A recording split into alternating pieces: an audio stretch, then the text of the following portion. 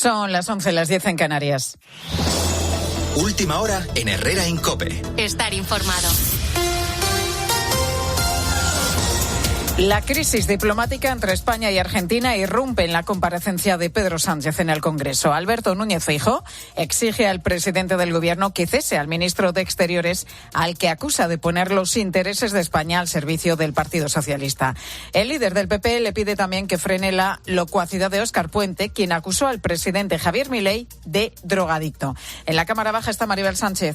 Sí, entre las acusaciones, las burlas y los gestos de reproche sube la tensión en el hemiciclo, sobre todo después de escuchar a Alberto Núñez Feijóo cómo amenazaba a Sánchez con la respuesta que den los españoles en las urnas después de lo que ha llamado sobreactuación en la trama de corrupción que podría afectar a su esposa, a la esposa de Pedro Sánchez. Le ha dicho que deje de taparlo creando una crisis diplomática con Argentina por la que debería dimitir el ministro Álvarez. ¿Por qué se plantea romper relaciones con Argentina por esto, pero no con Puigdemont cuando dice que toda la justicia española es corrupta? ¿Cómo va esto, señoría? Si son cercanos a usted, tienen carta blanca, y si no. Deme una sola razón para que España retire el embajador en Argentina, pero no el embajador en Rusia. Y la posterior intervención del líder de Vox provocaba la petición airada del portavoz socialista para que se retiraran sus palabras. Insultos, decía Patxi López, del acta de sesiones. La presidenta Armengol ha aceptado, a pesar de que otros grupos también se han sentido ofendidos. Y en este tenso ambiente se desarrolla un pleno que promete durar al menos 6 horas. La tensión diplomática entre España y Argentina sigue en máximos. En las últimas horas, el presidente argentino Javier Milei, en un acto en Buenos Aires, ha insistido en sus críticas a Pedro Sánchez. A mí hay un personaje que particularmente de historieta que me encanta, que es el Zorro. Zorro tenía 2 tipos de enemigos: a Monasterio y todos sus soldados, o sea, el Estado, que venía y le sacaba los recursos para llevárselo a España. Bueno, justo hoy mencioné a España.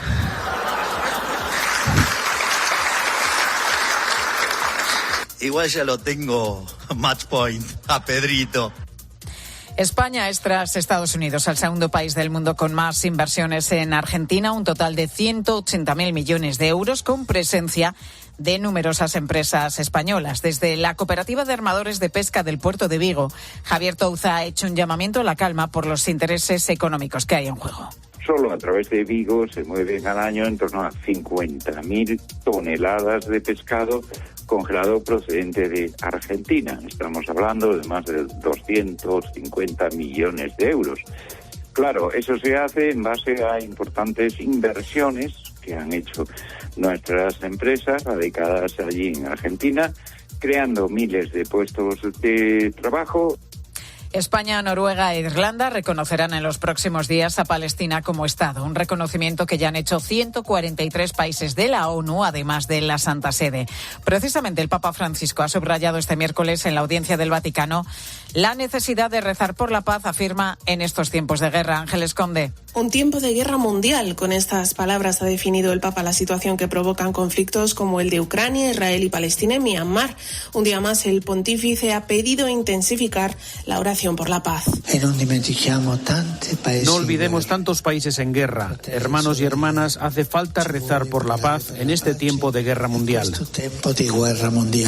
Francisco ha centrado la catequesis de este miércoles en la virtud de la humildad. Ha dicho que está en la base de la vida cristiana y es la antagonista de uno de los peores vicios, como es la soberbia. Con la fuerza de ABC. COPE. Estar informado.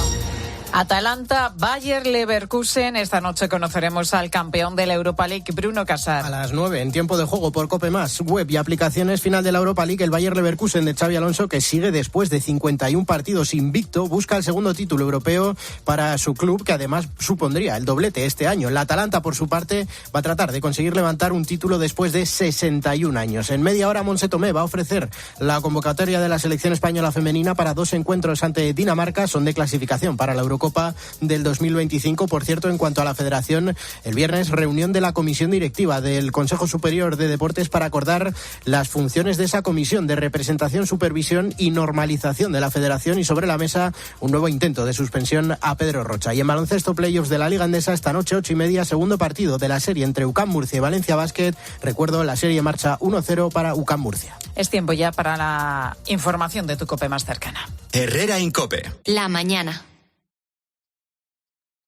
Nara Seguros de Salud y Vida te ofrece la información de Madrid. Muy buenos días. En Madrid tenemos 16 grados a estas horas y cielo despejado. Hoy va a predominar el sol con alguna nubosidad, pero sin lluvia. Las máximas se van a quedar en torno a los 22 grados en el centro. Mañana suben las temperaturas. En cuanto al tráfico en las carreteras, hay 2 accidentes que complican la circulación. Uno en la 1 en San Agustín de Guadalix, sentido entrada a Madrid. Otro en la M50 a la altura del Cañaveral, sentido A3. Además, por un accidente ya resuelto, hay retenciones en esa M50 en Vallecas, sentido A3. Además, hay tráfico lento en la M501 en Villaviciosa de Odón, sentido entrada.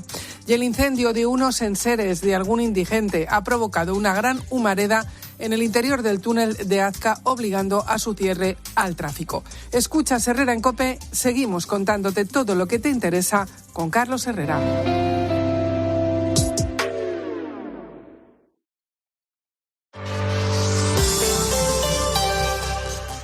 Vayas donde vayas, el partidazo de COPE va contigo.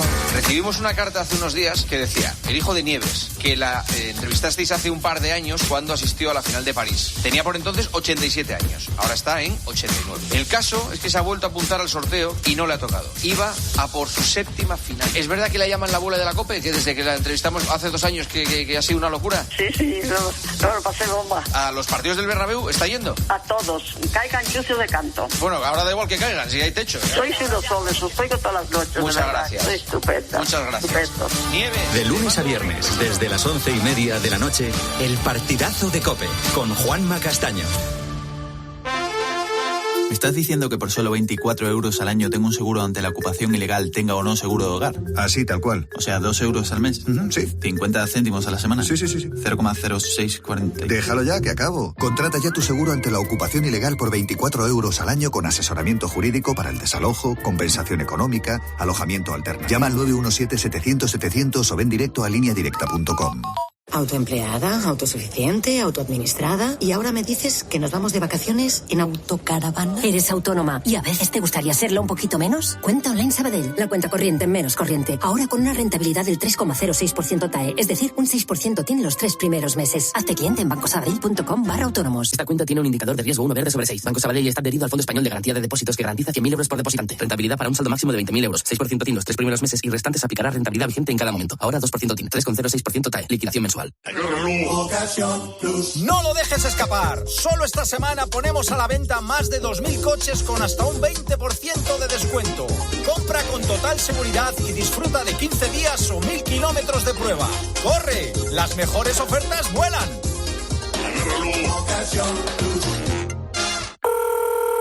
Mis hijos viven fuera y voy sola a las sesiones de quimioterapia. Para acompañamiento o lo que necesites, llama gratis al 900-100-036. 24 horas, 365 días. Asociación Española contra el Cáncer. Donde pongo el ojo, pongo la oferta. 2 gafas de marca con antirreflejantes por solo 89 euros. Infórmate en soloptical.com. No te pierdas la novela El Rey Regente, un relato histórico fascinante de José Calvo Pollato, por cuyas páginas desfilan el Cardenal Cisneros, Juana la Loca, Felipe el Hermoso, el Gran Capitán, frailes mesoneros, arrieros, Madrid, Sevilla, Toledo, Burgos, Segovia. ¿Hizo Enrique IV testamento en favor de Isabel o de Juana la Beltraneja? El Rey Regente, imprescindible. Puede parecer difícil, pero traer tu hipoteca a ING puede ser tan fácil como cambiar de emisora. Así que comprueba en el simulador si te mejoramos el precio y vente. Hipotecas Naranja. Además, aquí eliges los años de fijo y de variable. Y así te sientes un poco más libre. Simula ya en ing.es. Hay una fragancia que distingue al hombre que la lleva. Un nombre así como en francés que acaba en U. Déjate envolver por el magnetismo de un nombre así como en francés que acaba en U. Un nombre así como en francés que acaba en U. Si nadie se acuerda de tu marca, la publicidad no sirve para nada. Con la radio no pasa. Las 3 marcas más recordadas del mercado invierten en radio 5 veces más que la media del sector. Si diriges una de ellas, enhorabuena. Si no, te estamos esperando. Hazte inolvidable. Anúnciate en radio. Herrera Incope. Estar informado. Ignacio Camacho acaba de escribir Retratos para la Eternidad. Es un conjunto de obituarios de algunos de los personajes más célebres de la historia reciente. Claro, escribir un obituario es un ejercicio de responsabilidad interesante, porque uno debe ser piadoso, debe ser respetuoso, pero claro, debe estar anclado a la realidad, ¿no? Y para alguien que repasa 1001 veces las palabras que utiliza en sus artículos, pues entiendo que no ha debido ser de una tarea sencilla, ¿no? Entonces, como dicen que lo mejor se deja para el final, comencé este libro por sus últimas páginas, por el personaje más importante de todos. Y encontré una frase que es con la que vamos a empezar esta entrevista. La infancia no acaba cuando te haces adulto, sino cuando muere tu madre. Ignacio Camacho, buenos días, amigo. Muy buenos días, querido Alberto. Quiero que empecemos aquí esta entrevista. Estamos en el patio interior de la Casa Escudo en Marchena. Déjame que describa un poco lo que vemos, porque es una casa muy auténtica, es del siglo, creo que del siglo XVI. Veo hierros de forja, azulejos hechos a mano, zócalo de ladrillo, un pozo en el que estamos. Y he pensado que, aunque sea por un momento, pues me podríamos volver a tu infancia, ¿no? ¿Qué ves? Un niño introvertido y supongo que como todos los niños, con muchas ilusiones. A medida que vas descubriendo el mundo, te vas planteando lo que quieres ser. Luego vas cambiando mucho de lo que quieres ser y no hablemos de lo que terminas siendo. Y veo también unos padres muy atentos, muy cariñosos, muy volcados en su hijo menor. Un corral, una especie de corral jardín, donde había pollitos y gallinas y gatos, y una vieja televisión Marconi de patitas. ¿Cuál es el último recuerdo que tienes con tu madre aquí? El último recuerdo que tengo con mi madre es de ella expirando en mis brazos. ¿Sigue siendo vuestra esta casa? Sí. Uh-huh. Y está en venta, por si alguien lo quiere saber. Oye, dices que este libro que tengo en mi mano, este Retratos de la Eternidad, era una excusa para poder poner el obituario de tu madre. Sí, un poco sí, ¿verdad? Al final, eso lo que pasa es que lo descubres al final. En realidad, Alberto, no es el obituario de mi madre, es una especie de epílogo con un artículo que yo escribí a la muerte de mi madre. Pero no, prácticamente, no hablo de ella, no la menciono hasta la última palabra que tú acabas de leer en ese artículo, porque en realidad es un obituario de la infancia, de una época, del momento en el que un hombre adulto, yo tenía en ese momento, 50 y pocos años, pues cierra ese portón que tú acabas de describir y sabes que ese portón, se puede volver a abrir, pero lo que va a haber dentro ya es otra cosa, es el pasado. Y esa sensación.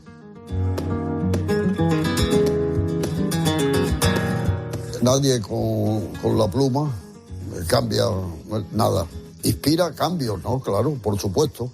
Y son anteriores. Pero el mundo no se modifica mediante la escritura, desgraciadamente. Lo más que puede aspirar un escritor es a crear estados de conciencia, hacerle pensar a la gente sobre un tema. Más de 20.000 artículos, 91 años bien vividos y bien bebidos. ¿Quién fue Manuel Alcántara? Un maestro de periodistas, un hombre que dio un ejemplo asombroso de tenacidad, de fidelidad al oficio, porque no murió con las botas puestas porque hubo que ingresarlo, pero casi escribió casi hasta el último día. No podía dejar de escribir. Tenía, como él mismo decía, tinta en las venas. Tenía tinta y Dry Martini en las venas. Era un conversador formidable. Y la memoria de un tiempo, porque era la memoria verbal de todo lo que había conocido, escritores, deportistas, políticos. Su conversación era un recorrido por la segunda mitad del siglo XX. Un hombre fascinante y además un gran amigo. Para ti es tu gran maestro, ¿no? Manuel Alcántara? Bueno, yo creo que todos los columnistas contemporáneos, españoles, somos hijos putativos de Umbral. Porque él es el que crea el género, el canon del género articulístico contemporáneo. Pero, bueno, yo a Umbral le traté cuando estaba en El Mundo, a finales de los años 90 y tal, pero no tuve la cercanía con él que con Alcántara, ¿no? Probablemente la escritura de Alcántara no tiene los epígonos que tiene la escritura de Umbral. Todos hemos empezado queriendo escribir como Umbral. Y luego cada uno ha seguido su camino porque es lo imprescindible, tienes que matar al maestro. Pero sí, los consejos que yo le he escuchado a Alcántara, su forma de enfocar el periodismo, aunque su estilo, por ejemplo, no se pueda parecer al mío, ni yo, o sea, el mío no se puede parecer al suyo, más bien, ¿no? Que tengamos formas diferentes de escribir y de enfocar las cosas, pero sí, era un oráculo, o sea, era un hombre al que había que escuchar siempre porque su juicio sobre el oficio y sobre la vida, sobre la gente. Por ejemplo, termino esta respuesta, él me enseñó que siempre, en la crítica periodística hay que tener un atisbo, un ápice de piedad para dejar una salida al que está criticando. Estamos hablando con Ignacio Camacho. Ignacio acaba de entregarnos su último libro. Este libro en el que recoge obituarios de personajes célebres e importantes de nuestra historia reciente. Se llama Retratos para la Eternidad. Y has incluido a alguien que es muy importante para los que nos consideramos de aquí, de nuestra tierra, de Sevilla. Quiero que escuches esto. El personaje y el oficio del personaje a veces es un pretexto para profundizar en una época, en unos ambientes, en unas mentalidades, y por otra parte te permite un acercamiento simbólico a modas, la cultura material de cada momento. A mí cuando hago estos libros me gusta mucho que los personajes me cuenten, por ejemplo, cómo era su casa de chico, cuántas sillas había, cuántas mesas había. Entonces cuando un personaje te está contando su casa, quizás no haga falta ni decir a qué clase social pertenecía, qué nivel económico tenía. Volviste a editar el libro para incluir una pluma sin la que la Sevilla de hoy quizás no se entienda tanto, ¿no? Y no solo Sevilla, pero es que a Antonio Burgos le hemos querido mucho. Sin duda. Y tú, traidorzuelo, has cogido ese consejo para empezar la entrevista. ¿Cómo era la casa de pequeño? Fíjate una cosa, al margen. Cuando oigo las voces de Antonio, de Alcántara, pienso que la radio, la voz en la radio es la verdadera eternidad, porque uno intenta dejar esto en artículos, dice, hombre, que tengan una cierta vigencia, que queden unos pequeños retratos colgados en esa modesta galería de la historia que es el periodismo, pero claro, eso también tiene una cierta fecha de caducidad. Eso, en cambio, aquí queda la voz, y la voz es, bueno, mientras exista el mundo está eterno. Antonio, igual que antes te decía que todos los columnistas de España han caminado sobre la estela de Umbral, todos los columnistas andaluces y desde luego sevillanos hemos caminado también en algún momento sobre la estela de Antonio. Es el otro gran maestro. Además, creador de no solo de una forma de entender el género, despectivamente calificada como costumbrista, era mucho más que costumbrista, era un espejo en la realidad andaluza y sevillana, era un investigador del patrimonio, fue un pionero del andalucismo político, histórico. Es decir, la influencia cultural de Antonio Burgos en los últimos 30, 40, 50 años es formidable, es inabarcable. ¿No te parece paradójico que su último artículo se titulase Dolorosas de luto? Hablaba de las esquelas colectivas de las hermandades. Sí, de las hermandades, sí, en efecto. Y también él, si por él hubiera sido, también hubiera muerto con el último artículo recién escrito como Umbral.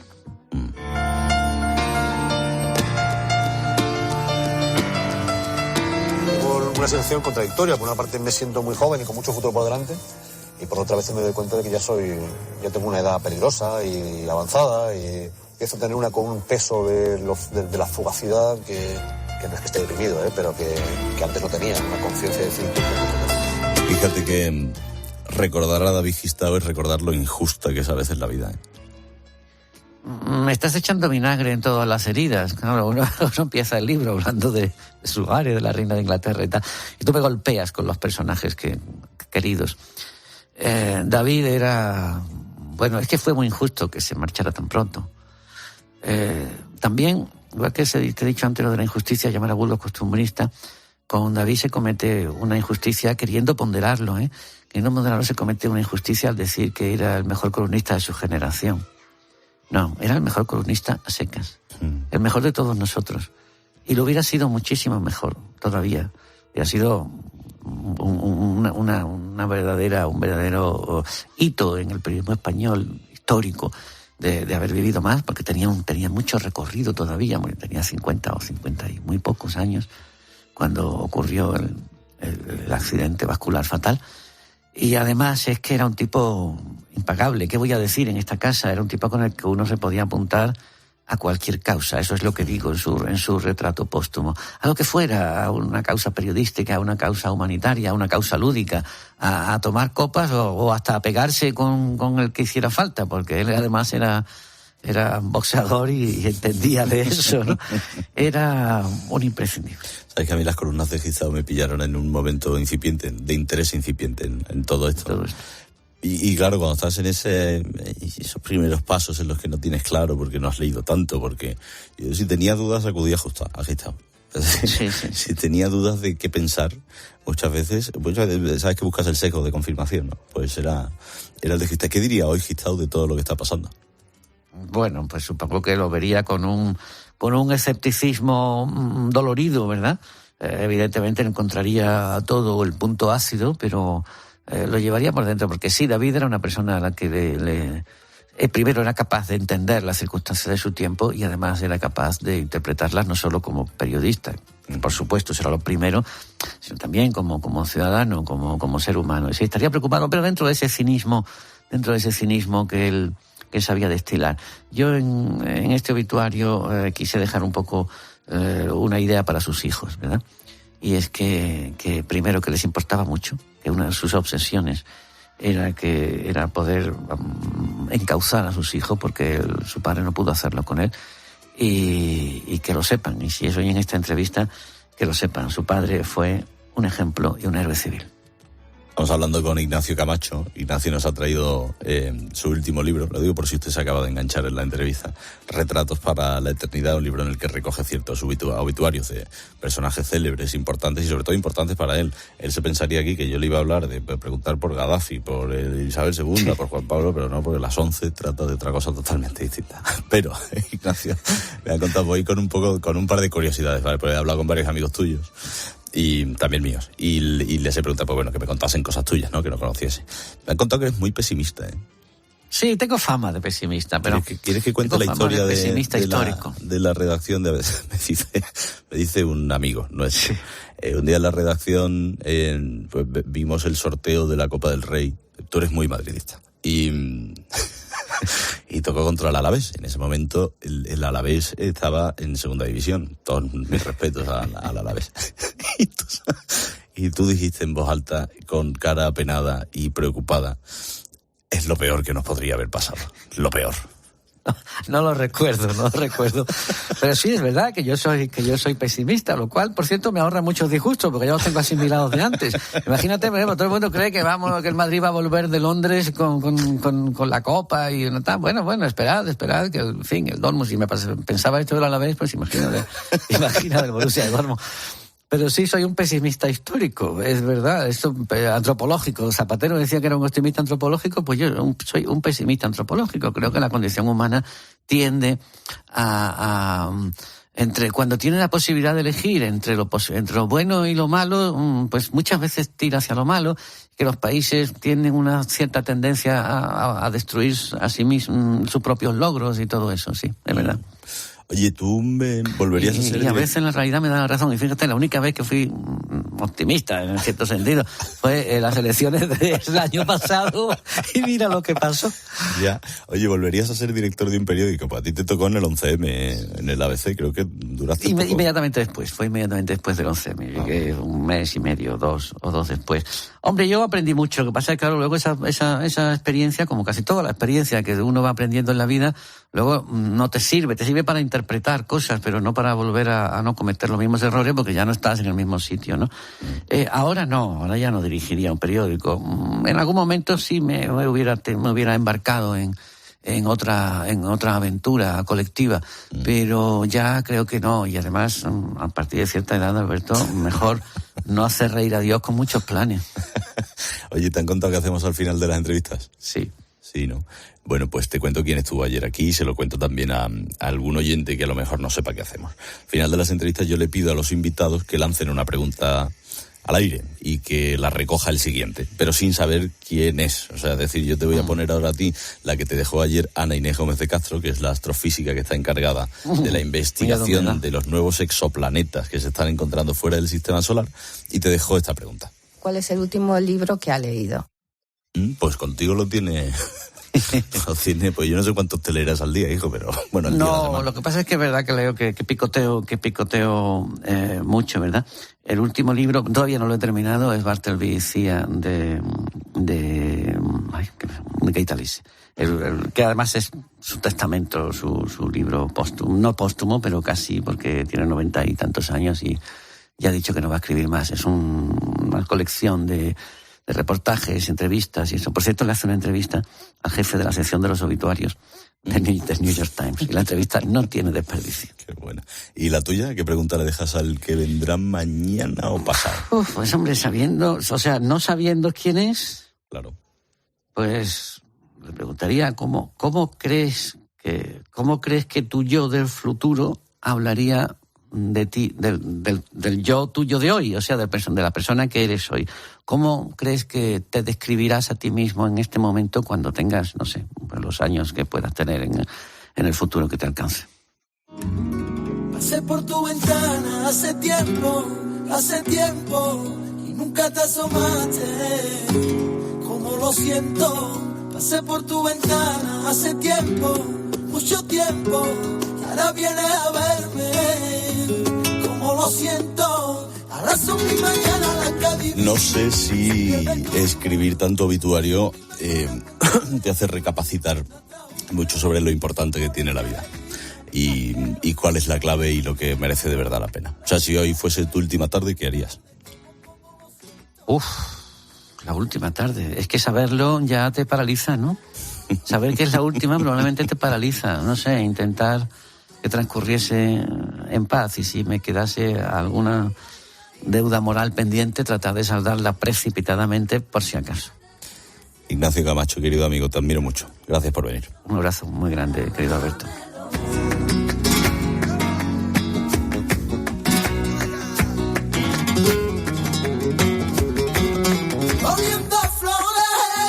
Oliendo a flores, su perfume en la esencia, vaya presencia, ole con ole. Vengo a tentar la suerte por los rincones, aunque saltarme cueste por los balcones, aunque ponga barrera de 1000 colores, llevo la sal que alegra los corazones. Vengo a tentar la suerte, aunque saltarme cueste por tus rincones, por los balcones. Hola, Ana Velasco, buenos días. Hola, Alberto. Oye, entonces me estás diciendo de verdad que el caballo de Troya no fue un caballo. Puede que no, y puede que la guerra de Troya tampoco pasara. No me digas eso. Es que hoy también vamos a seguir hablando de obituarios, pero date cuenta que la Ilíada, ¿no?, cuenta la historia de 2 muertes, la de Aquiles y la de Héctor. Y muchas otras muertes, porque es el canto a la cólera del peli de Aquiles y los muchos males que eso provocó. Y el caballo de Troya estaba por ahí, era un caballo, no lo era otra cosa, un barco quizá. Bueno, me lo cuentas ahora, ¿vale? Eso es. Un besito. Un besito. La luna que sigue, el sol que alumbra la vida en el cielo. Y aquí en mi alma vive tu persona, sobre caramelo. Hola, Tonix. Hola, Tonix. Martínez. Daimiels. Oye, ¿por qué no me cuentas quién nos cuenta a su vez Leroy Merlin? Pues mira, muy sencillo, que en cuanto se acerca el verano, es que pensamos en todo lo bueno de la vida, que si un viaje, que si la playa, que si nuestra casa.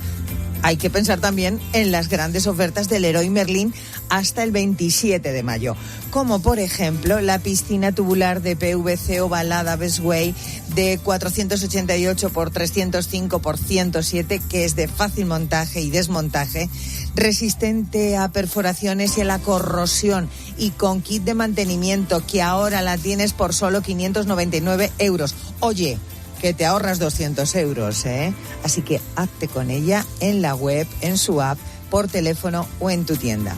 Leroy Merlin, un hogar no nace, un hogar se hace.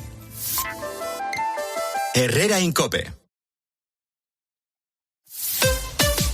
Escuchas COPE. Y recuerda, la mejor experiencia y el mejor sonido solo los encuentras en cope.es y en la aplicación móvil. Descárgatela. Este aire no enfría. Calor, sudor, no enfría. Tu coche te está diciendo que lo traigas a Talleres Euromaster, donde sabemos mejor que nadie que lo que importa es que tu vehículo esté bien. Revísalo antes de viajar. Talleres Euromaster. Ahora, ¿cómo les digo a mis hijos que tengo cáncer? Para atención psicológica o lo que necesites, llama gratis al 900-100-036. 24 horas, 365 días. Asociación Española contra el Cáncer. El mes 5 es maravilloso. Buen tiempo y 5 planes diarios. En Alquiler Seguro nos encanta el 5. Por eso, todos los propietarios cobran el día 5. Y ahora pueden adelantar hasta 5 años de renta. Descubre el adelanto de hasta 5 años de renta en alquilerseguro.es. Alquiler Seguro, la revolución del alquiler. Y este modelo con Das Belt Auto tiene un descuento de hasta 5.000. Primaveras de Vivaldi. ¿En serio? ¿5.000? Capillas Sixtinas. Como hablar de dinero está feo, lo decimos en bonito. Hasta 5.000. Mona Lisas. De descuento financiando modelos casi nuevos, revisados y con la garantía Das Belt Auto. Consulta condiciones en dasbeltauto.es o acércate a nuestra red. Son preciosos.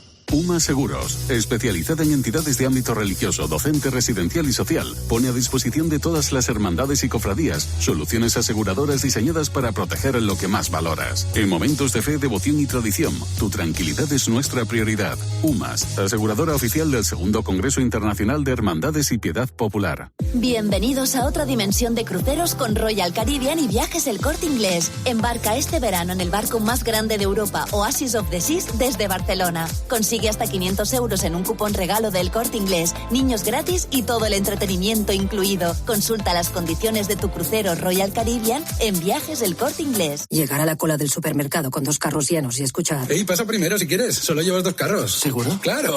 ¿Qué pasa? Pues no es muy corriente. Cuenta online Sabadell, la cuenta corriente menos corriente. Ahora con una rentabilidad de un 3,06% TAE, es decir, hasta 600 euros el primer año. Hazte cliente en bancosabadell.com. Esta cuenta tiene un indicador de riesgo 1 verde sobre 6. Banco Sabadell está adherido al Fondo Español de Garantía de Depósitos que garantiza 100.000 euros por depositante. Rentabilidad para un saldo máximo de 20.000 euros. 6% TIN los 3 primeros meses y restantes aplicará rentabilidad vigente en cada momento. Ahora 2% TIN, 3,06% TAE. Liquidación mensual. Mucho más fiable que pueden ser las redes sociales. Es lo que me pasa con Carlos Herrera. Me parece un tío muy serio. Es muy natural. Es un periodista que es como una institución de toda la vida. COPE es más que una radio. También en cope.es y en tu móvil.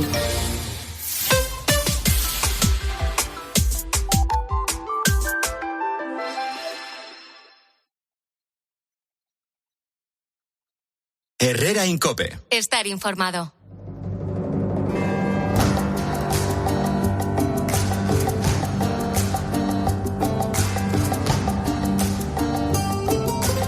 Bueno, todos los miércoles hablo de la crónica negra de los sucesos, crímenes y sucesos con mi querido amigo Nacho Abad.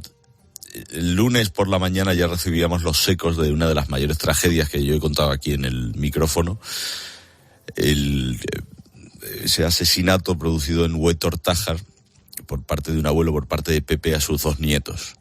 Para recordar el caso y hablar de la última información que tenemos, saludos directamente a mi amigo. ¿Qué tal, Nacho? Buenos días. ¿Qué tal, Alberto? Bueno, es una tragedia brutal. Yo te prometo que es de las cosas que más me ha costado, tampoco que lleve mucho tiempo en el micrófono, pero es de lo que más me ha costado contar aquí.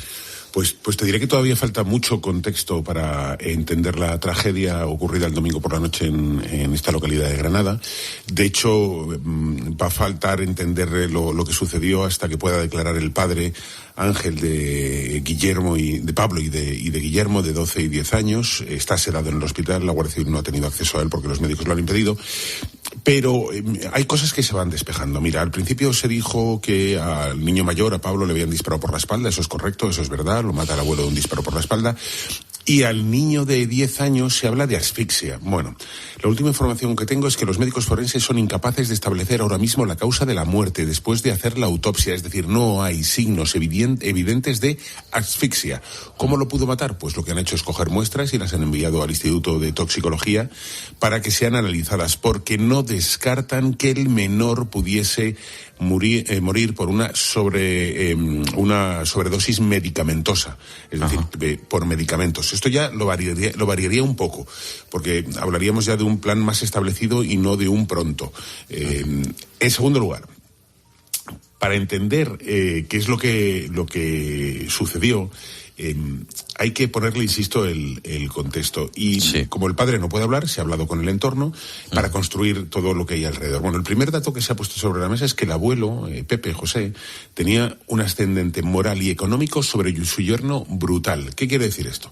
Pues que tras la boda de su hija Josefa y de Ángel, el abuelo les puso una casa. Le dio una vivienda debajo de la suya para estar cerca de su única hija. Sí. Pero esas dos viviendas no eran unidas por la escalera externa y tú tienes que llamar a la puerta y al timbre y que te abran. No. Había un ascensor entre las dos viviendas, es decir, las dos casas estaban comunicadas internamente por un ascensor. Lo que se traduce en que la vivienda era una sola vivienda con dos plantas, porque la vida se hacía en común entre la pareja, los abuelos y los niños, las 6 personas. Déjame recordar muy rápido, pues estoy pensando en alguien que se haya enganchado y que no conozca la historia. Es importante contar que Pepe conducía durante el accidente que sufrieron el 19 de marzo de este año, en el que le acompañaba su mujer, es decir, la madre de su hija, y su hija. En ese accidente murieron tanto la madre como la mujer de Pepe. Y es que además a Antonio, es decir, al marido de la hija de Pepe, se le había muerto también una madre, no sé si días antes o días después. Eso claro. como contexto, Nacho. Es importante tener el dato de que el 19 de marzo es el accidente, porque, fíjate, va conduciendo José, María Josefa, que su mujer, va al lado, los niños van en la parte de atrás, cada uno en una esquina, y en el centro va la hija. No llevan el cinturón puesto ni José, ni la mujer, ni la hija, con lo cual cuando se pegan un trompazo, las dos mujeres salen disparadas hacia adelante y las dos fallecen. Claro, ¿qué sucede? Pues que él se siente responsable, sobre todo, dicen, en su entorno, de la muerte de su hija, no tanto de su mujer, que venía a decir que, bueno, ya era mayor, tenía una enfermedad, pero su hija con 40 y pocos años merecía seguir viviendo. Claro, lo que hay que entender es que las dinámicas de la relación cambian, Alberto. ¿Por qué? Porque si tú estás viviendo en una casa con 2 plantas en la que hay 2 mujeres y desaparecen esas 2 mujeres, las dinámicas de relación entre el abuelo y el yerno, que no son sangre de su sangre, que no es sangre de su sangre, cambian por completo. ¿Y entonces qué sucede? Que el yerno y el abuelo empiezan a discutir, porque el abuelo sigue funcionando de la misma manera. Ten en cuenta que tiene el ascendente moral de que la casa es suya, que la ha comprado él, que él está viviendo en su territorio. Y en un determinado momento el yerno le dice: a partir de ahora van a cambiar mucho las cosas. Se lo dice el abuelo. No va a ser como antes. El abuelo, claro, ve que puede perder un ascendente. Incluso se habla de que le había anunciado que se largaba de la casa y se iba a cambiar de pueblo, y que el abuelo de alguna manera había amenazado con conseguir la patria potestad de los menores en contra del padre, algo que es absolutamente delirante. Sí. Bueno, la cuestión es que todo eso fue un cuentagotas entre el accidente de coche en el que mueren las 2 mujeres, más la distorsión y el desgaste de la relación entre abuelo y yerno. El pasado domingo el abuelo pues se lleva a los niños, los mete en su casa. En su casa, a través del ascensor, lo sube a su casa. Hay una llamada telefónica en la que la Guardia Civil sospecha que el abuelo está apuntando con una escopeta al niño mayor que está hablando con su padre, diciendo que se queda a dormir con el abuelo, bajo presión esa llamada, y que el padre le dice: pero bájate, chico, pues ¿para qué te vas a quedar a dormir con el abuelo? Bájate. Y al final, como nota que la voz dice una cosa pero transmite la contraria, nota el tono raro de la voz, es cuando sube a ver qué pasa, y es cuando es encañonado por el abuelo. En cualquier caso, nos quedan muchas incógnitas. vidas por delante. Puede ser que pues un suicidio ampliado, que se llama, que es decir, como he perdido a mi mujer y a mi hija, no merezco seguir, no hay que seguir viviendo, esto es un mal mundo. Encima mi yerno no me llevo bien con él, pues me mato a mis nietos porque van a vivir en un lugar cruel y luego me suicido. Esta puede ser una posibilidad. O puede ser violencia vicaria del abuelo hacia el yerno a través de los nietos. Es decir, mato a mis nietos para hacer sufrir a mi yerno que no me deja verlos. O sea, es una barbaridad todo. Es una barbaridad y supongo de la que vamos a seguir hablando bastante, ¿no? Porque todavía está Antonio en el hospital, o sea que hasta que no salga no... Hasta que el padre no hable, vamos, y que diga la verdad, porque luego fíjate si se siente culpable de algo, como sabe que no hay más testigos, a lo mejor edulcora la verdad. Pero en cuanto no hable él, hasta que no hable él, no vamos a saber exactamente lo que pasó. Querido, un abrazo fuerte, gracias Nacho. Otro para ti. Chao, chao.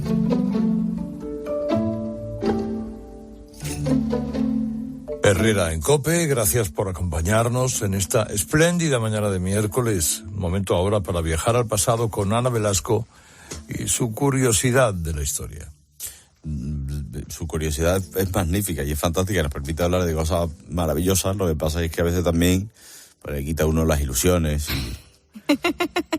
Es la historia. Porque, claro, usted conoce el caballo de Troya, ¿no? La historia de la guerra de Troya, todo eso de la Ilíada, la Odisea, ¿no? Que conocemos. Y bueno, pues claro, resulta que me dice Ana el otro, ¿no? Que igual el caballo de Troya no existe, pero ¿a dónde vas? Y le digo, ¿cómo que a dónde voy? Ana, por Dios, pero si mi película favorita. Es que somos muy fans. La de Brad Pitt. Está muy bien la peli, ¿eh? En la Ilíada y en la o sea, guerra de Troya hubo, ¿no? Porque esto es... Ay, es que te voy a quitar muchas ilusiones. Bueno, vamos a situarnos en 1200 años antes de Cristo. Sí, o sea, hubo muchas guerras en Troya, la ciudad de Ilión, que es el verdadero nombre de Troya, aunque en la antigüedad pues se llamaban de muchas formas, ¿no? Y de dónde viene lo de Ilíada, Ilión, Ilíada, que al principio lo de Troya te saca un poco de la historia, ¿no? Fíjate, la ciudad de Ilión se llamaba en turco lugar de la fortaleza, Isarlik, ¿no? Y estaba en una colina y se encontró en el siglo XIX, o sea que se vio que realmente Troya existió como tal. Porque en la Edad Media se había perdido, no se sabía dónde estaba, no sabía si era real o lo que fuese, ¿no? Vale. ¿Qué pasa con la historia esta de la guerra de Troya? Bueno, pues es que lo primero es que nosotros pensamos que los griegos ganan la guerra, que no, que los griegos pierden. De hecho, es de ahí de donde viene, porque la ciudad es una fortaleza inexpugnable, la artimaña del caballo o del supuesto caballo. Vamos a dejarlo en supuesto caballo, ¿no? Bueno, vale. Ojo, también te digo que la gente suele pensar que esto aparece en la Ilíada, pero en realidad donde aparece es en la Odisea, que es mucho menos rigurosa históricamente, si es que la Ilíada es algo rigurosa históricamente que la otra versión, ¿no? Y el que lo cuenta es Odiseo, ¿no? Se cuenta en diferentes espacios y lo que nos dicen es que a él se le ocurre que construyan un caballo de madera, los soldados se metan dentro, finjan que se han ido y que es una ofrenda a los dioses, y los troyanos, que sabían muchísimo de caballos y les flipaban los caballos, de Héctor, por ejemplo, que es el gran héroe troyano, el nombre significa domador de caballos. Y lo metan en la ciudad y entonces una vez dentro salgan, prendan fuego a todo, lo incendien y conquisten la zona. Y yo te pregunto, vale, si la ciudad era tan rica, porque Troya estaba justo en el estrecho de los Dardanelos, daba el paso del Egeo al Mar Negro. Y claro, era un foco pues de comercio, era un reino que estaba en el reino de Lidia, ¿no? Muy fértil, agrícola. Fue donde al primer sitio posteriormente, pero el primer sitio donde se acuñó moneda, claro, fíjate, o sea, bueno, tenían minas de oro, de electro, que era un material parecido, un enclave comercial. Si era tan rico esto, ¿por qué los griegos se van? Cuando conquistan Troya, ya hemos dicho con una artimaña, se vuelven todos a sus ciudades simplemente con los cautivos. Si esto era un sitio tan fantástico, ¿por qué no se quedan? Claro, porque perdieron, ¿no?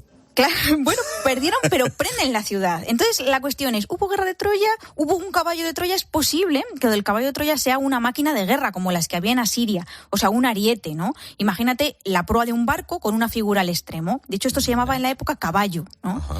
Pero claro, el mito se fue convirtiendo en otra cosa. Vale, es que tengo muchas preguntas, porque a ver, tenemos claro que hubo guerras en Troya, que Troya existió en Turquía, y que esta historia pudo pasar, pero yo te digo, Aquiles, mi Aquiles, Héctor, Ulises, ¿tienen alguna historicidad estos personajes o no? A ver, pues, se cree que es quizá posible que hubiese una guerra más importante, que es esta, que ha codificado, digamos, en el tiempo la leyenda como la guerra de Troya, ¿no? Y se sitúa hacia 1250, incluso puede que un poco antes, porque casualmente hacia 1300, todo esto es antes de Cristo, hacia 1300 antes de Cristo es el momento en el que este reino es conquistado por los persas. Entonces, pues, ¿qué pasó justo antes de esto? De hecho, los griegos, ¿sabes? Piensa en Alejandro Magno, que también sé que te gusta muchísimo, ¿no? Mucho. Es la enemistad entre persas y griegos. Pues Heródoto, que es uno de los grandes historiadores, de hecho hay dos grandes historiadores, y los dos piensan que la guerra de Troya pasó en el periodo clásico, que son Heródoto y Tucídides. Y dice, el origen del enfrentamiento de la enemistad entre persas y griegos es precisamente la guerra de Troya. ¿Por qué? Pues porque esta zona era una zona que estaba ahí en medio del Egeo. A un lado estaban los griegos, digamos, que son los de la guerra, y al otro lado estaba el imperio hitita, que a nosotros no nos suena mucho, pero que luego también va a ser dominado toda esa zona de Asia Menor, de Anatolia, ¿no? por los persas. Vale, pero tengo una duda. Los troyanos, que tiene gran premio, por cierto, los troyanos, ¿cómo eran físicamente? Porque en la película se les representa como si fuesen griegos, ¿no? Es que eran griegos. Es que, de hecho, los troyanos tenían... La historia de Troya era que las murallas las había hecho Poseidón. El templo más importante era de Apolo. La diosa que protegía a los troyanos era Afrodita. ¿Sabes? La historia esta de Helena del rapto de París viene precisamente porque Afrodita, París le dice que ella es la más bella y le da de premio a Helena de Troya, que es la mortal más bella, ¿no? Entonces, realmente ellos es que son griegos. Pero a nosotros no nos parecen griegos, y a los griegos de entonces tampoco se lo parecían. Pero realmente, digamos que son griegos como nosotros lo podemos ver en nuestra mentalidad. Y fíjate que los romanos también creían que había pasado, y de hecho decían, Julio César viene de estos troyanos, del último de los troyanos que escapa de Troya, Eneas, que va con su padre a cuestas y con su hijo que se llama Julo, de donde vienen los Julios, la dinastía Julia, Julio César. Y decía, es que, bueno, nosotros venimos de ahí. Y eran, claro, culturalmente griegos. O sea, Apolo, Afrodita, son todas estas personas, ¿no? Además... Pero siempre se dice, a ver, yo en cuanto a la diferencia entre mito y historia, pensamos que es una línea bastante clara, pero muchas veces es un tanto difusa, ¿no? Porque estos son claramente los que hemos mencionado, ¿no? Personajes míticos, pero no sé si históricos de verdad. O si es lo mismo o no. Es una línea muy difusa, porque piensa que estamos todavía en la prehistoria. O sea, esto está pasando en un momento en el que no hay escritura. Entonces, cuando se va a codificar, va a ser muchos siglos más tarde. Pero claro, hay cosas que sí que son ciertas. Por ejemplo, Agamenón es el rey de Micenas. Micenas es un reino que existe. Menelao, el de que le roban la mujer, es de Esparta, ¿no? Ajax era el rey de los locrios. Aquiles, su padre, era el rey de los mirmidones. Entonces, esas zonas son reinos griegos, lo que nosotros llamaríamos hoy griegos, y en la época llamaban aqueos. Entonces, claro, ¿qué pasa, no? ¿Qué pasa? Se escribió posteriormente. A ver, vamos a ver. Estamos hablando de que la guerra de Troya pasó hacia el 1200 antes de Cristo, más o menos. Y la Ilíada y la Odisea, exactamente, tengo entendido que es más o menos en el siglo VIII antes de Cristo, ¿no? Que es cuando se escriben. Sí. Pero Homero no era historiador. Claro, o sea, esto es ficción. O sea, y los griegos también lo entendían como ficción, aunque pensasen que había algún episodio, digamos, que era auténtico, ¿no? En la época se cuestionaba. Y de hecho se daban muchas cifras, o sea, la gente ya variaba las cifras y lo remontaban a diferentes momentos. Date cuenta que el sustrato histórico es posible, pero es que Homero, si es que lo escribió Homero, porque esa es otra cuestión. Hoy estamos derribando mitos. ¿De verdad? Claro. Pues se dice que lo escribió hacia el siglo VIII antes de Cristo. Es decir, hay 400 años como poco entre lo uno y lo otro. Y luego también cabe preguntarse quién era Homero, porque esto casi siempre no lo estudian historiadores, sino que lo estudian filólogos. Y lo que dicen es que, bueno, quizá Homero escribió la Ilíada, la Odisea, pues quizá no. Y probablemente esto sea la escritura de algo que durante siglos y siglos se había estado cantando por, digamos, juglares. Que es que, si te das cuenta, Homero siempre se representa ciego. Y sabes que en la antigüedad y hasta el siglo XIX realmente, las coplas de ciego, los cantares de ciego eran el origen del periodismo. El ciego del Lazarillo iba por las ciudades cantando las noticias y cantando historias de amores truculentas, normalmente que acababan en muerte. Y la guerra de Troya es una historia de amor, ¿no? París se enamora de Helena de Troya, bueno, de Helena de Esparta, la convierte en Helena de Troya, la rapta y claro, su marido no está contento, ¿no? ¿Y a Homero se le suele representar como ciego? Sí, casi siempre se le representa como ciego. Era típico, que los poetas que cantaban normalmente acompañadas de una lira, que se llamaban aedos en la época, fuesen ciegos, era muy habitual, porque no tenían otro trabajo, no podían hacer otra cosa. Ajá. Y esto sí se nota en muchos fragmentos de los textos, ¿no? Porque hay cantos de la Ilíada que son lapsos de tiempo en los que no hay cantar y luego hay fragmentos que se repiten y versos que se repiten, ¿no? Sí, y además hay fragmentos que no pegan. O sea, de repente tú estás leyendo la Ilíada y estás, aquí les pasa no sé qué, porque es que, claro, la Ilíada pasa en 10 años, o sea, pasan muchas cosas, ¿no? Son como en la película, que parece que pasa todo ahí muy comprimido. A mí me encanta la película, pero Pero... Claro, pues exactamente cuando se supone que dice la Ilíada que tardó la guerra de Troya, 10 años. ¿No? Claro, entonces 10 años hay tiempo para que pasen muchos episodios, que nos llega a la playa y salí con todo y ya llega a la ciudad. Hay muchos enfrentamientos, muchas cosas que no quedan claras, hay huecos, ¿no? De repente está pasando cosas y al minuto ya han pasado 5 años y tú dices, bueno, aquí claramente están, no sé, se ha perdido algo, ¿no? Y luego de repente te meten pues un catálogo de barcos y tú dices, pero un momento, ¿cómo que, vale, venga, vamos a hablar de 200 barcos que hay en la bahía? Pues precisamente esto, que no pega, es lo que más ayuda a los filólogos y a los historiadores a pensar que sí que tiene una historicidad. Porque ¿por qué meter un catálogo de barcos si no hubo barcos realmente? Esto no aporta nada a la trama, no es lo jugoso, digamos, lo que todos conocemos, ¿no? Pero es posible que en realidad sean posteriores, ¿no? Esos fragmentos. Sí, seguramente los fragmentos que están más construidos como más la historia de amor y lo que pasa con los personajes sea más reciente, digamos, y luego haya cosas antiguas que se han ido, digamos, perdurando porque se han conservado. Y luego también tienes que tener en cuenta que es que tenemos las imágenes, ¿no? Porque hay cerámica, hay pues bronces, hay cosas de metal, porque estamos en la edad de los metales, en la prehistoria, y a partir del siglo VII, o sea, un poquito después de lo de Homero, de la escritura, es cuando vienen las representaciones de los caballos grandes. Y claro, es que tú no ves algo raro en la historia esta del caballo, o sea... No es cosas como, ¿por qué vamos a aceptar este regalo de esta gente que nos estaba conquistando, ¿no? Ya, pero claro, pues yo qué sé, pues las costumbres de antes, pues el perdedor... Puede ser. Pero también puede ser que haya errores de traducción. ¿Sabes esta historia de que Moisés se le representa muchas veces con cuernos? Sí. Claro, pues que Moisés no bajó del monte Sinaí cornudo, sino que bajó iluminado. Lo que pasa es que los traductores lo tradujeron mal. Y esto se supo ya muy avanzado. El Moisés de Miguel Ángel tiene cuernos. Vale. Pues esto del caballo de Troya es posible que sea un error. Quizás sea un terremoto. De hecho, una de las Troyas que se excavó feneció por un terremoto. Porque Poseidón, que era el dios de los caballos, el dios de los mares y el dios de los terremotos, pues tenía que ver en la guerra de Troya. Otra cosa es que fuese el ariete, este que hemos dicho, o la torre de guerra de influencia siria, que quizá en la época no era tan conocida por los griegos, pero que en este cruce de caminos de Anatolia, bueno, pues estaban probando muchas armas nuevas, ¿no? Y además se sabe que se cubrían con pieles de caballo humedecidas para protegerlas de las llamas. Entonces a veces se las llamaba caballos. Bien tenían la forma de caballo, como los barcos, ya hemos dicho, el mascarón de proa que tiene una figura, ¿no? Y si te das cuenta, también hay otra posibilidad que es, has oído hablar de los caballitos de mar, los hipocampos, ¿no? Claro. Pues es que los fenicios, que eran comerciantes, tenían unos barcos que se llamaban hipos, es decir, caballo. Y se cree que una de las cosas que pudieron hacer los griegos fue construir un barco fenicio en las playas donde estaban, como se ve en la película, que tuviese, claro, un mascarón de proa con forma de caballo, que es de donde venía lo del hipo, y que fingieran ser comerciantes, y así entraran, porque los fenicios no tenían interés en conquistar las ciudades, como sí que hacían los griegos, sino que establecían colonias comerciales. Y luego también hay otros que dicen, ojo, que es que esto de Troya, igual como se escribió hacia el siglo VII, siglo VIII, y se codifica en este momento, igual cuenta historias del siglo VII. Porque es que en el...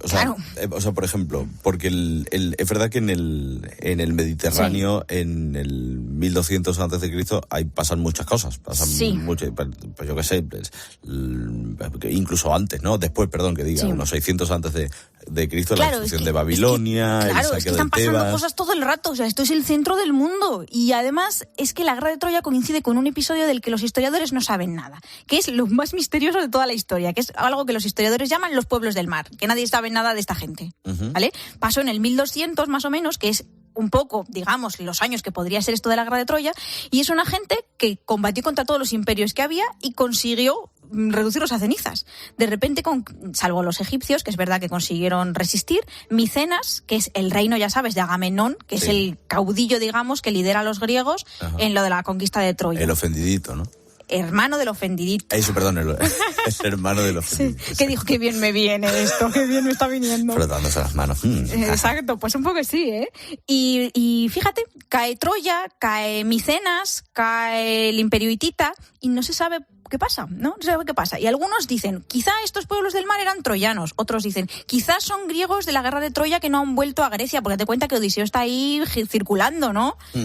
Y también otra gente dice, y quizá lo del caballo de Troya tiene que ver con estas nuevas armas que están surgiendo por esta mezcolanza de gentes que se junta porque hay una hambruna tremenda en Anatolia. Entonces el caballo de Troya puede ser muchas cosas y la guerra de Troya puede ser también muchas cosas. No sé, Ana, si Sí, me ha entusiasmado todo esto, porque me has dejado más dudas que... Bueno, pero te voy a contar una cosa que ya sabes que hemos hablado de ella, de Schliemann, este señor del siglo XIX, que en 1864 se pone a excavar en la colina esta de Turquía y dice, con la Ilíada, dice, yo voy a encontrar Troya. Y encuentra Troya. O sea que, claro, cuando durante muchos años, durante muchos siglos, no se sabía si esto era verdad o si era mentira, pues podía ser una leyenda, pero cuando encuentras Troya con la Ilíada, ¿qué haces?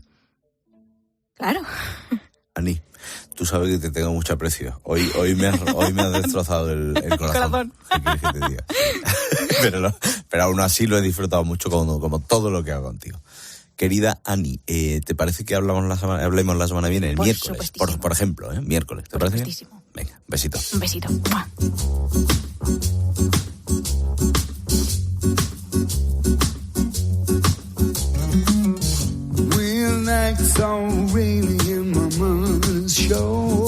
Creo que quedan poco más de 10 días. En poco más de 10 días, creo que son unos 300.000 estudiantes de bachillerato se van a presentar a lo que viene siendo la selectividad, o la EBAU.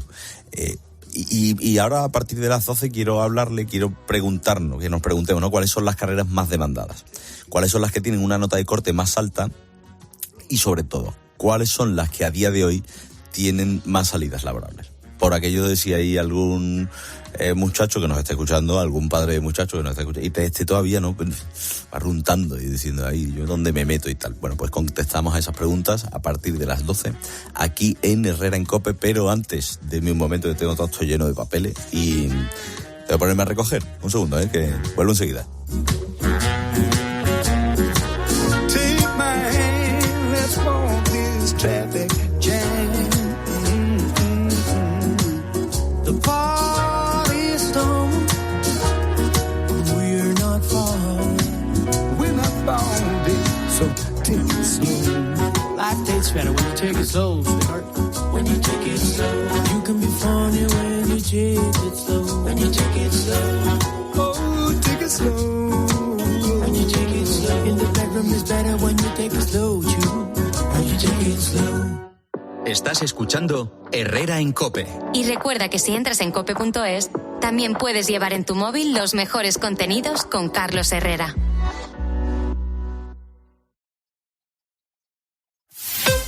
Escuchas Herrera en COPE.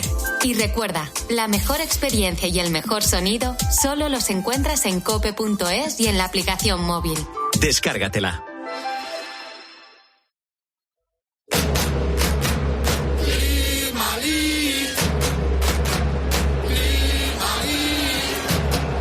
La solución para tus ventanas con el mejor equipo. Climalit de Saint-Gobain. Y apuesta por confort y luz natural. Saint-Gobain. Reimaginamos la construcción sostenible. Pito, pito, gorgorito, este atasco es infinito, pues me marcho a Bruselas en avión con mi colega. Pim, pam, pum, vuela. Así de fácil es decidir todo cuando vuelas con Air Europa, en una flota moderna y sostenible y con los mejores destinos nacionales e internacionales. Air Europa, tú decides. ¿Sabes lo que se lleva? Se lleva la repostería sin huevo. Con Yolanda, claro. Solo con Yolanda los bizcochos, las magdalenas, todos los dulces salen esponjosos y suaves. Y todo sin huevo. Por eso con Yolanda, la repostería sin huevo está de moda. Yolanda, es lo que se lleva. En la sección de harinas de tu súper. Nos encontrarás en todas las redes sociales. ¿Sabías que 1 de cada 2 españoles ha sufrido hemorroides? Picor, Anso. Escozor, Anso. Dolor, Anso. Inflamación, Anso. Anso pomada antihemorroidal proporciona un descanso al picor, el escozor y al dolor, además de reducir la inflamación. Para tus hemorroides, Anso, un descanso. De Laboratorios Láser, indicado para mayores de 18 años. Lea las instrucciones de este medicamento y consulte al farmacéutico. Querido multireformista en Obramat, no podemos bajarte los impuestos ni el precio de la gasolina de tu furgoneta, pero sí podemos ayudarte con nuestros precios. Por eso, en Obramat, revisamos cada día nuestros productos para ofrecerte las mejores marcas profesionales con los precios más bajos de la zona IVA incluido. Profesionales de la construcción y la reforma. Obramat. ¿Me estás diciendo que por solo 24 euros al año tengo un seguro ante la ocupación ilegal, tenga o no seguro de hogar? Así, tal cual. O sea, 2 euros al mes. Sí. 50 céntimos a la semana. Sí. 0,0640. Déjalo ya, que acabo. Contrata ya tu seguro ante la ocupación ilegal por 24 euros al año con asesoramiento jurídico para el desalojo, compensación económica, alojamiento alternativo. Llama al 917-700-700 o ven directo a lineadirecta.com. En COPE tienes la mejor compañera de viaje. Porque te mantenemos informado. Con los datos del paro, el empleo y el turismo. Te acompañamos en el camino con buenas historias. Y vivimos contigo el deporte. Han pasado muchas cosas y muy importantes. Y que mañana van a pasar más, porque ya saben que mañana tenemos 2 partidazos. Y si tienes CarPlay o Android Auto, ya puedes instalar la app de COPE en la pantalla de tu vehículo. Escucha COPE en tu coche y disfruta.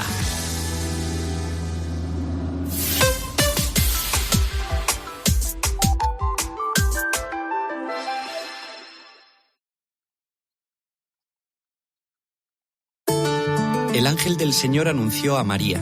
Y concibió por obra y gracia del Espíritu Santo. Aquí está la sierva del Señor.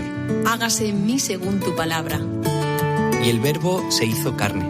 Y habitó entre nosotros. Dios te salve, María, llena eres de gracia.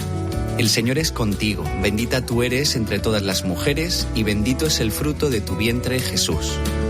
Santa María, Madre de Dios, ruega por nosotros pecadores, ahora y en la hora de nuestra muerte. Amén. Derrama, Señor, tu gracia en nuestros corazones, para que los que hemos conocido por el anuncio del ángel la encarnación de tu Hijo Jesucristo, alcancemos, por los méritos de su pasión y su cruz, la gloria de la resurrección.